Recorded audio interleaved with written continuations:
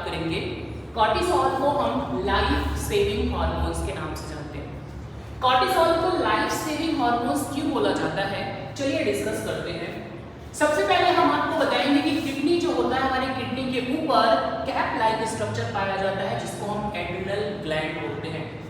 इस adrenal gland के अंदर आप देखोगे तो आपको दो लेयर मिलेगा। इनर जो होता है उसको हम एड्रिनल मेडुला बोलते हैं और आउटर को एड्रिनल कॉर्टेक्स बोलते हैं।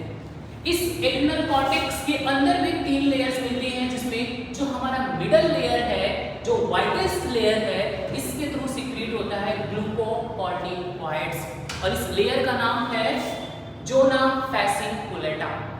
आइए इस ग्लूकोकॉर्टिकॉइड्स के बारे में डिस्कस करते हैं। ग्लूकोकॉर्टिकॉइड्स का जो सबसे मेन हार्मोन्स है उसका नाम है कॉर्टिसोल। यही कॉर्टिसोल आज के हमारा डिस्कशन होगा। कॉर्टिसोल का दूसरा नाम है हाइड्रोक्सी कॉर्टिसोल और इसको हम लाइफ सेविंग हार्मोन्स बोलते हैं। क्यों? क्योंकि ये इन्वॉल्व होता है कार्बोहाइड्रेट के मेटाबॉलिज्म में। सबसे पहला, ये ब्लड शुगर लेवल को इंक्रीज करने का काम करता है।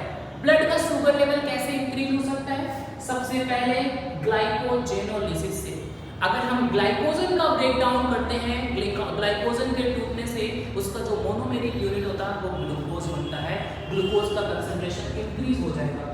दूसरा, अगर हम हेक्सोज शुगर के रिस्पेक्ट में बात ना करें, अदर कोई कंपोनेंट जैसे कि लैक्टेट हो जाता है, पायरुविक एसिड हो जाता है, एसिटाइल कोएंजाइम ए हो जाता है, इससे ग्लूकोज की सिंथेसिस हो रहा है तो हम ग्लूकोनियोजेनेसिस बोलते हैं।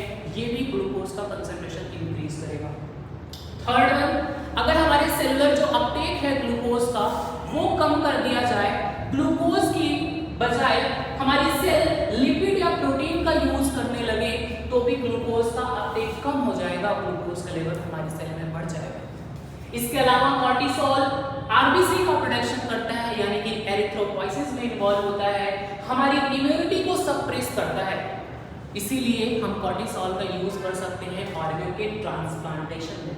इसके अलावा ये मेंटेन करता है कार्डियोवैस्कुलर सिस्टम को, यानी कि हमारी हार्ट बीट को, हमारी हार्ट की एक्टिविटी को। हार्ट की एक्टिविटी के साथ साथ कॉर्टिसोल किडनी के फंक्शन को भी मेंटेन करता है।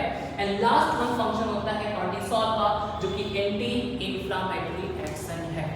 ये हमारा डिस्कशन था आज का कॉर्टिसोल से रिलेटेड। होपफुली आपको समझ में आया होगा।